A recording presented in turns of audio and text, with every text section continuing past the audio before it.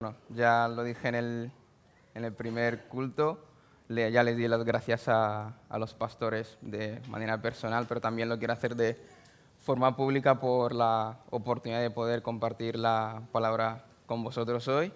La verdad que es una bendición para mi vida y de enorme privilegio también, pero espero, como es una bendición para mí, también espero ser de bendición para vosotros.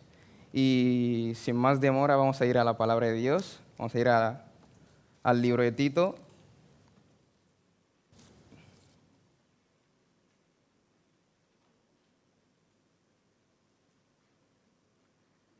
Tito capítulo 2, del versículo 6 al 8.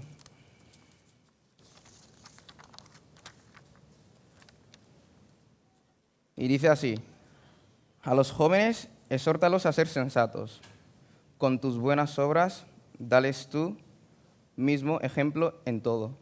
Cuando enseñes, hazlo con integridad y seriedad, y con un mensaje sano e intachable. Así se avergonzará cualquiera que se oponga, pues no podrá decir nada malo de nosotros. Aquí vemos, el libro de Tito es una carta que Pablo le manda a su hijo amado en la fe, a Tito, y resulta que Tito se encontraba en la isla de Creta y los dos estaban juntos ahí, pero Pablo se tuvo que ir para tratar otros asuntos y dejó a Tito ahí para que él pudiera poner en orden y pudiera organizar la iglesia que se estaba implantando en esa isla. Y aquí vemos claramente una instrucción que Pablo le da a Tito. Le dice: cuando enseñes, hazlo con integridad y seriedad. Pero si nos fijamos, antes de decirle esto, primero le dice: con tus buenas obras, dales tú mismo ejemplo en todo. Es decir, antes de decirle que predique o que enseñe con integridad, primero le dice que viva en integridad, que tenga una vida íntegra. Y como dijo un amigo mío en el grupo de hogar, el evangelio, el cristianismo, el predicar empieza antes de abrir la boca. Y eso es claramente lo que le está diciendo Pablo a Tito. Y este mandato Pablo se lo hace a Tito, pero yo también creo que hoy en día el Señor nos está llamando a vivir en integridad. Y a vivir en integridad, ¿qué es eso? ¿Qué es vivir en integridad?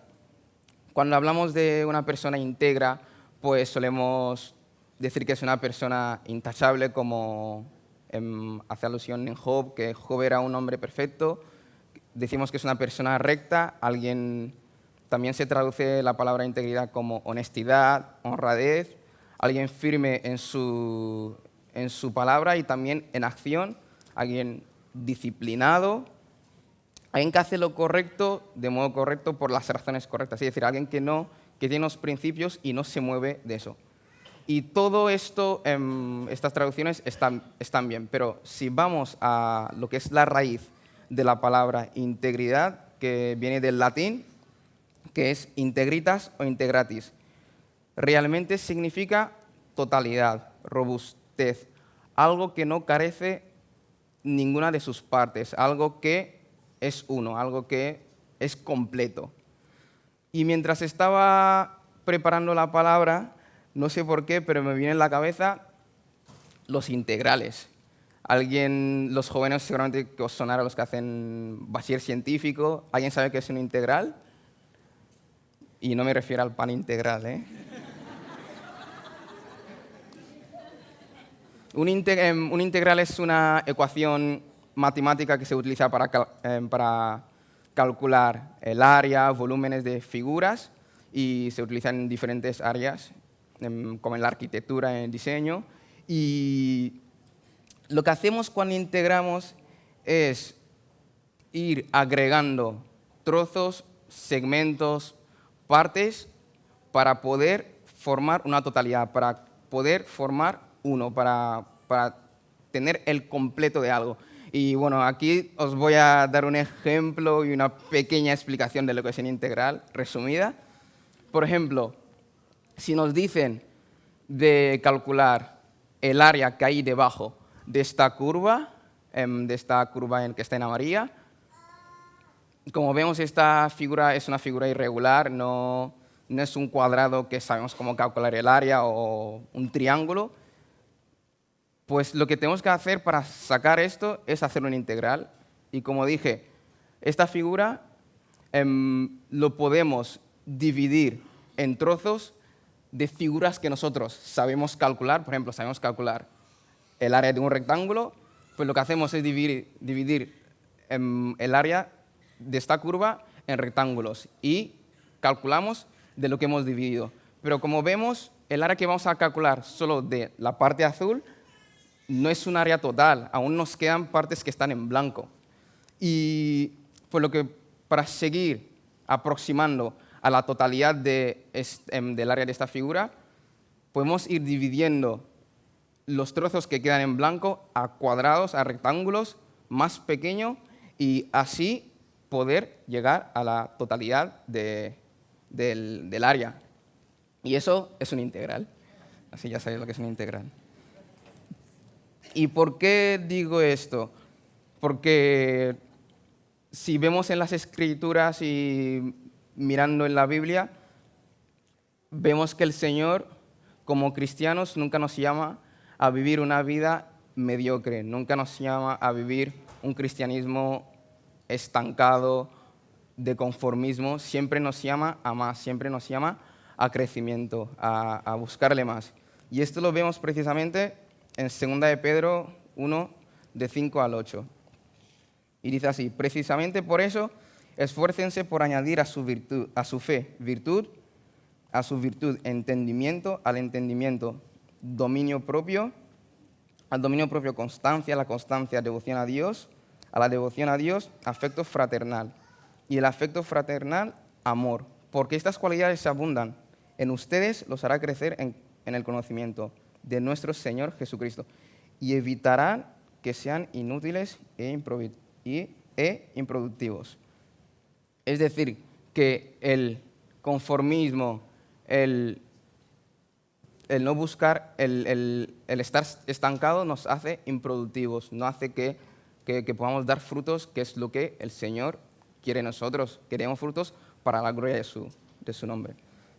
Y como decía Chema, estuvo predicando la semana pasada sobre la comunión con Dios, con nuestros hermanos, ahí en Filipenses 1:6, que dice: y de esto estoy seguro, de esto estoy convencido, del que empezó la buena obra en vosotros, la va a terminar hasta el día de Cristo. Así que aún no ha venido Cristo, y si tú sigues vivo, el Señor aún tiene más para ti. Quiere que sigamos creciendo en conocerle para su gloria. Y para seguir abordando el tema de la integridad, vamos a estar mirando a un personaje bíblico, bueno, a Daniel, que para mí es mi personaje favorito de la Biblia. Y me acuerdo de pequeño que cuando allí en Nigeria, mis padres nos decían: es verdad que os llevamos a la iglesia desde pequeño y también tenemos nuestros devocionales en casa y estudiamos la Biblia, pero os animo y os aconsejo, y eso se lo decían a mis hermanos, a todos nosotros, a que fomentéis el hábito de leer la palabra de Dios por vosotros mismos. Y yo, claro, pues había que obedecer a los padres, había que leer la Biblia.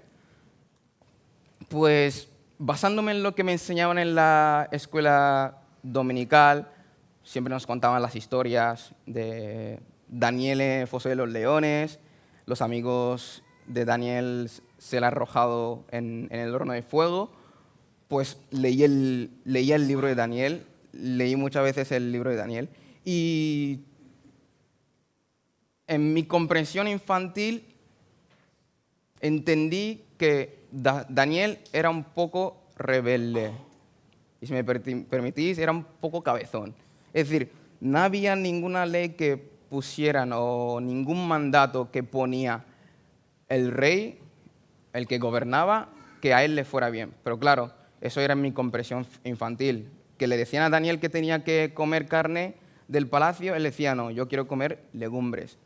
Que tienes que postrar delante de una estatua eso a sus amigos para no ser arrojado dentro de un horno de fuego, pues ellos decían no, nosotros vamos a hacer esto.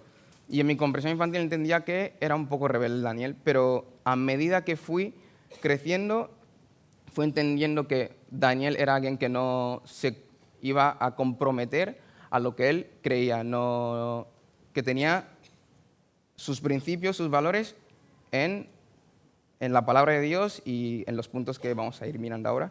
Así que, en primer lugar,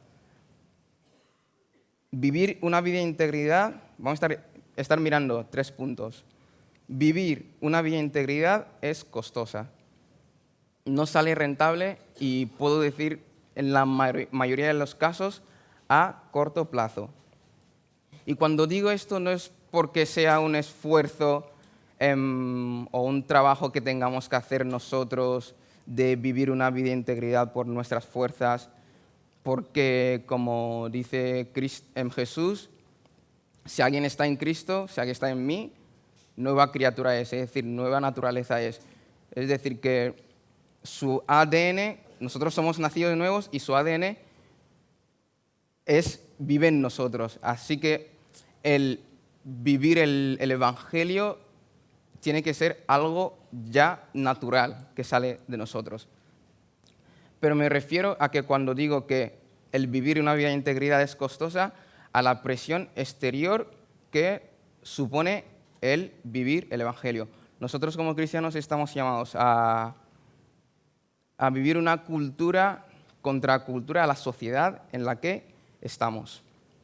Y esto, como dice Jesús, nosotros estamos en el mundo, pero no somos del mundo. Y ya desde el principio Jesús nos va mostrando que el hecho de vivir, de ser cristianos, vamos a encontrar problemas. Él dice, en el mundo tendréis aflicciones, pero tened ánimo, yo he vencido al mundo. Es decir, nos dice que vamos a tener aflicciones.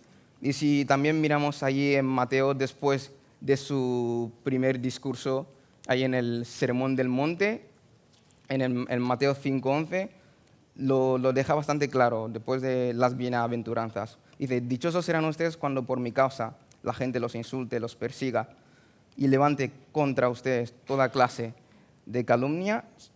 Alégrense y llénense de júbilo, porque les espera una gran recompensa en el cielo.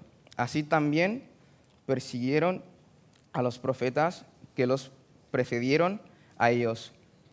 Y este mismo patrón lo vemos en Daniel, que es el modelo que estamos mirando para hoy.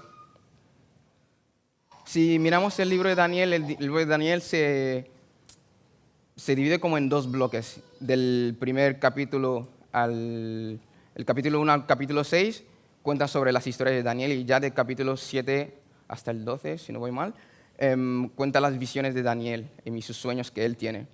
Y para los que no han leído el libro de Daniel,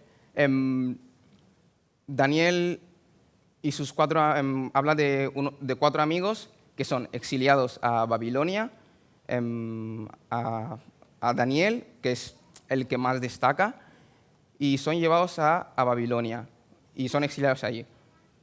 ¿Por qué? El Señor durante los años llevaba diciendo al pueblo de Israel que volvieran a Él, a que no adoraran a otros dioses y que siguieran el mandato que Él les había dado. Pero los reyes, que eran los que gobernaban, no hacían caso. Así que el Señor decidió llevarlos de cautiverio, les exilió a Babilonia. Y claro, aquí encontramos a estos 4 chicos que, primero, no han sido por su culpa. Cuando digo que el pueblo de Israel estaba en pecado, me refiero a los reyes. Ellos, viendo la historia de Daniel, vemos que Daniel vivía conforme a la palabra de Dios, conforme a los mandatos de Dios, pero por culpa de los reyes, él se encuentra en una situación que no ha sido su culpa. Y yo me pregunto, cuando nos encontramos en situaciones difíciles que nosotros hemos sido los causantes y bueno, y estamos ahí, que ha sido culpa de otros, ¿qué es lo que hago? ¿Qué hacemos en esas situaciones? ¿Busco atajos? ¿Me comprometo a lo que el Señor me ha llamado? ¿O me mantengo firme?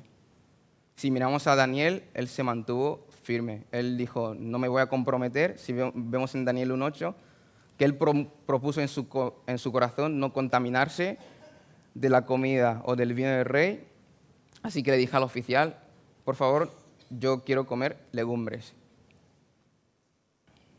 Y además, Daniel también se rodeaba, como he dicho, tenía otros 3 amigos, se rodeaba de gente que creían profundamente de lo que él también creía, gente que compartía su fe para apoyarle. Y esto lo vemos en Daniel 3:16.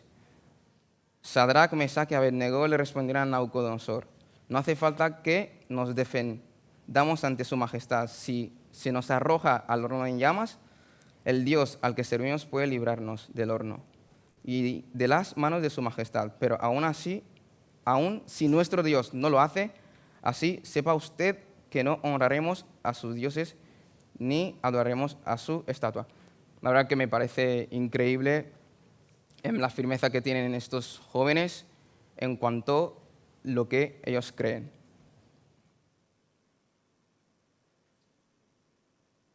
Aún estamos mirando que la integridad es costosa, pero no por nosotros en vivirlo, sino en lo que la sociedad en la que nos encontramos. Porque, como he dicho, el Señor nos llama a vivir diferente a donde estamos. Si miramos en Daniel 6, encontramos Daniel durante su etapa en Babilonia pasó por muchos reyes y vamos viendo que a medida que iban pasando de rey a rey, Daniel también iba, digamos, subiendo de cargo. Y a mí me gusta cómo le define Daniel 6:3. Este es en el tiempo del rey Darío, y dice así, y tanto se distinguió Daniel por sus extraordinarias cualidades administrativas que el rey pensó en ponerlo al frente de todo el reino. Aquí estaba reinando el rey Darío y decidió en su imperio, en su reinado, pues nombrar a 120 sátrapas, o podemos decir, otras versiones dicen príncipes, para gobernar. Y por encima de esos príncipes puso a 3 administradores, a 3 gobernantes. Y Daniel era uno de estos. Y como vemos aquí en el 3, dice que Daniel tenía unas extraordinarias cualidades. Y eso es por su vida íntegra. Y el rey pensó en ponerle por encima de todos estos gobernantes. Pero por envidia, como si seguimos leyendo, y los sátrapas empezaron a buscar algún motivo para acusar a Daniel de malos manejos en los negocios del reino. Sin embargo, no encontraron de qué acusarlo porque lejos de ser corrupto o negligente, Daniel era un hombre digno de confianza. Por eso concluyeron, nunca encontraremos nada de qué acusar a Daniel a no ser algo relacionado con la ley de su Dios. Es decir, que Daniel era un hombre intachable, era un hombre firme, era un hombre recto, era un hombre íntegro. Y dijeron, si vamos a encontrar algo malo, tiene que... Y ellos se dieron, y lo que quiero destacar aquí es que ellos se dieron cuenta de que su integridad no era por algo, era porque su fe estaba basada en la ley de Dios, en el Torá, en la palabra de Dios que Dios les había dado en ese momento. Y ellos se dieron cuenta de eso y dijeron, pues si vamos a encontrar un fallo en este hombre, pues tenemos que hacer algo basado en lo que él basa su fe, que valga la redundancia. Y pues tramaron una trampa. Fueron al rey y le dijeron, rey, como tú eres el rey todopoderoso, queremos que tú hagas un decreto que durante los próximos 30 días nadie podrá adorar a ningún dios, ni pueda rezar, ni puede orar a otro dios que no seas tú. Y el rey pues dijo, vale, me parece bien. Y se publicó ese decreto. Y lo curioso de ese decreto es que estaba reinando el imperio persa. Es que cualquier decreto que se publique no se podía anular ni por el rey mismo hasta que no se cumpla ese decreto. Así que si seguimos leyendo, cuando Daniel se enteró de la publicación de este decreto, él sabiendo, siendo uno de los ministros, uno de los gobernantes, él sabía la ley de los persas. Lo primero que fue es ir a su habitación, abrir las ventanas hacia Jerusalén y se puso a orar y a alabar a Dios, porque él tenía costumbre de orar 3 veces al día.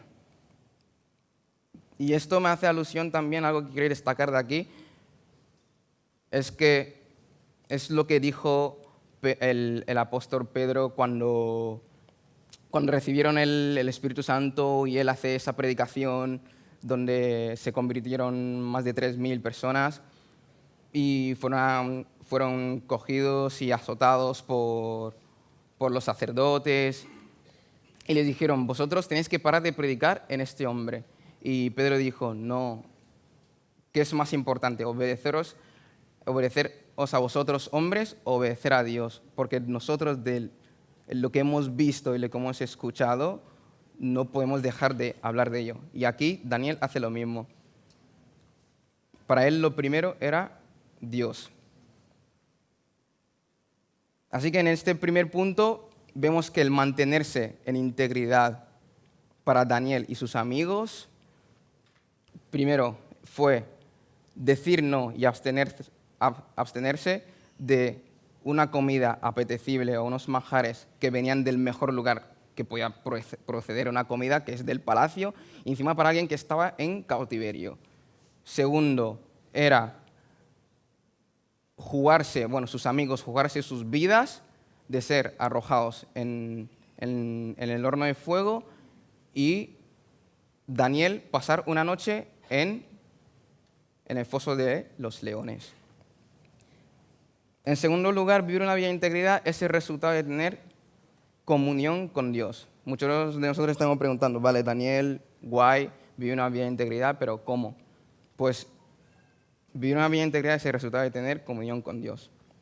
Y me pregunto, ¿alguien ha intentado vivir el Evangelio según sus fuerzas? ¿Y qué tal le fue eso? Creo que no hay nada más frustrante que intentar agradecer a Dios o vivir el Evangelio esforzándonos nosotros mismos, trabajando e intentar agradecer a Dios. Es que siempre nos vamos a quedar cortos.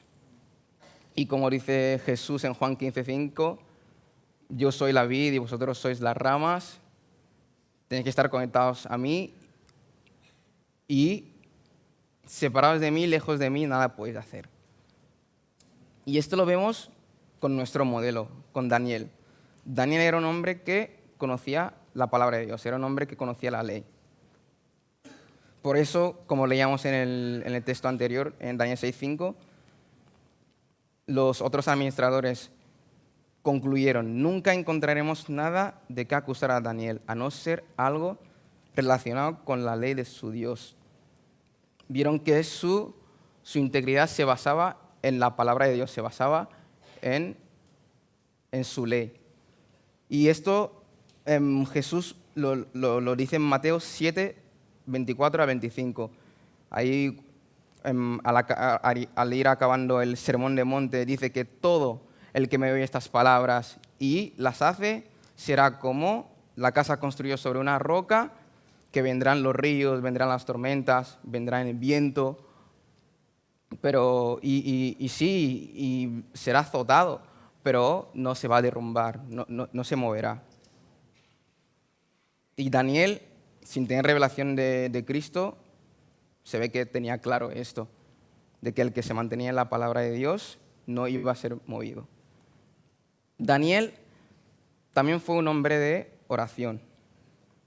Si miramos Daniel 6:10, dice así, cuando Daniel hemos leído, cuando Daniel se enteró de la publicación del decreto, lo primero que fue no fue alarmarse, no fue quedarse, ¿qué voy a hacer? No, él sabía a quién acudir. Lo primero que fue es, vale, estoy metido en un lío grande, pues voy a ir a Dios, voy a clamarle, aunque el decreto decía que no podías orar, él sabía que tenía que orar. Y durante la semana pasada tuvimos un estudio bíblico donde estuvimos mirando sobre los fundamentos de la fe y los pastores estuvieron hablando sobre la oración. Y muchas veces, mirando las escrituras, vemos que muchas veces Jesús se apartaba de sus discípulos de la multitud para orar. Y para mí la integridad tiene que ver con una vida de oración. Si Jesús oró, ¿cuánto más nosotros? Daniel tuvo comprensión de la palabra y revelación de la visión ayunando.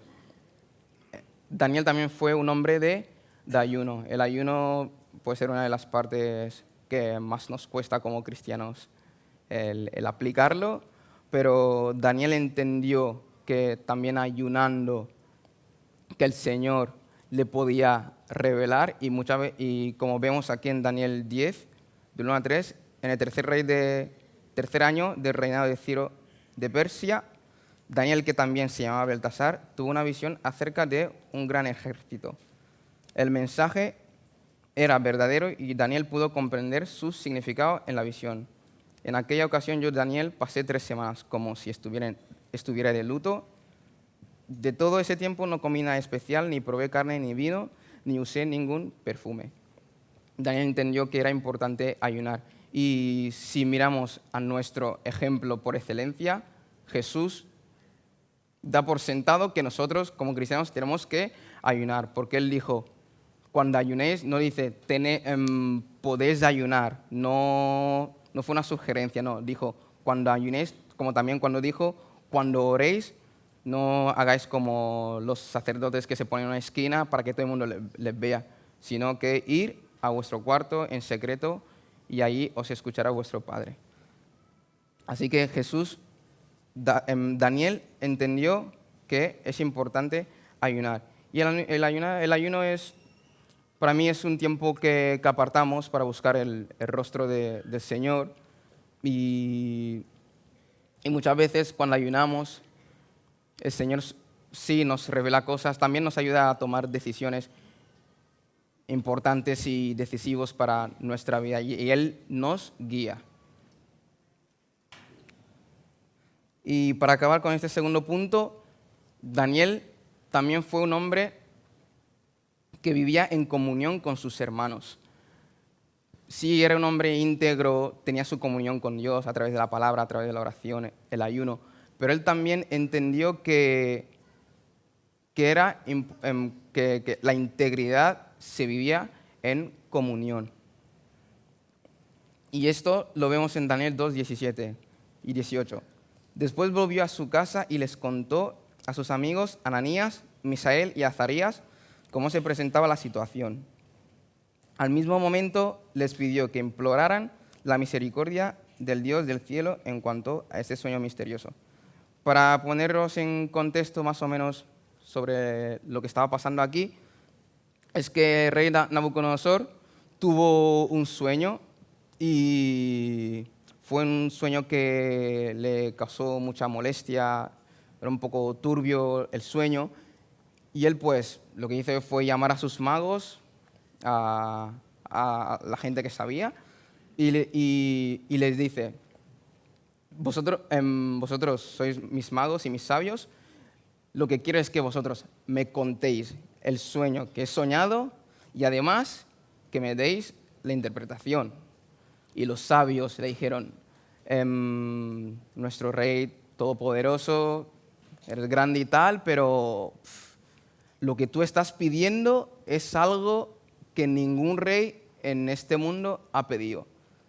Pues el rey dijo, vale, se rayó y dijo, pues si no me vais a decir el sueño que he soñado, ni la interpretación, os voy a matar a todos.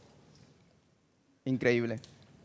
Así que cuando Daniel se enteró de este decreto, cuando se enteró de esto, él era uno de los sabios, era uno de los magos, es decir, él también iba a ser, le iban a matar a él también. Lo primero que hizo fue ir a casa y llamar a sus amigos.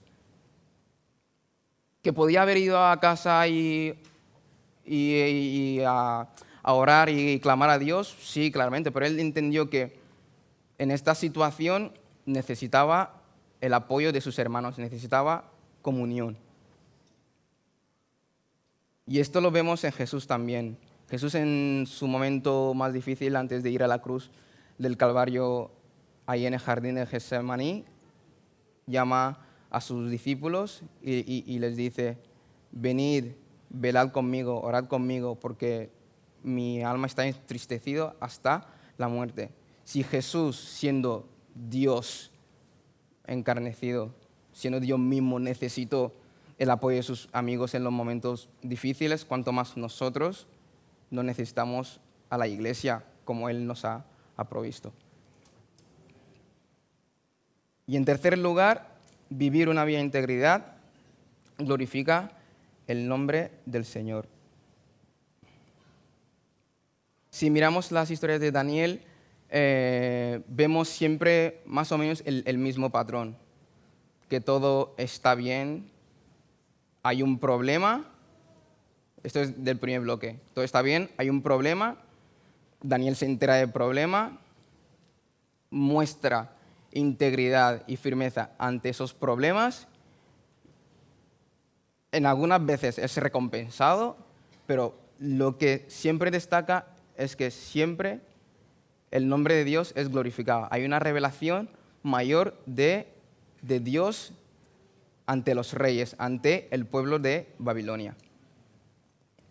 Y esto lo dice Jesús claramente en Mateo 5:16. Así alumbre vuestra luz delante de los hombres para que vean vuestras buenas obras y glorifiquen a vuestro Padre que está en los cielos. No dice para que vean nuestras buenas obras y nosotros seamos recompensados. Que sí, que podemos ser recompensados y la gente puede decir muy bien, pero ¿para qué? Para que vean el causante de esas buenas obras, para que su nombre pueda ser glorificado. Y si miramos la historia de Daniel, en Daniel 2, 46 a 47, dijo el rey, tu Dios es el Dios de dioses, el soberano de todos los reyes. Tu Dios revela todos los misterios, pues fuiste capaz de revelarme este sueño. En Daniel 3, 28 a 29 dice, entonces exclamó Nabucodonosor, alabado sea el Dios de estos jóvenes que envió a su ángel y los salvó. Ellos confiaron en él y desafiando la orden real optaron por la muerte antes que honrar o adorar a otro Dios que no fuera el suyo. Y por último, Daniel 6, 25, 27 dice, más tarde el rey Darío firmó este decreto a todos los pueblos, naciones y lenguas de este mundo, paz y prosperidad para todos. He decretado que en todo lugar de mi reino la gente adore y honre al Dios de Daniel, porque Él es el Dios vivo y permanece para siempre. Su reino jamás será destruido y su dominio jamás tendrá fin. Aquí lo vemos claramente, que ahí cada vez hay un aumento de la revelación del Dios de Daniel. Y a pesar de lo costoso que iba a ser vivir integridad, él estaba dispuesto a pagar el precio, pase lo que pase. Y en conclusión, nuestra integridad nunca va a ser una integridad perfecta. El único hombre que vivió en integridad perfecta fue Jesús. Fue el único a quien le costó todo, siendo Dios no tenía necesidad de nosotros, pero Él decidió venir y morir en la cruz del Calvario por nuestros pecados, para que nosotros pudiéramos tener comunión con Él.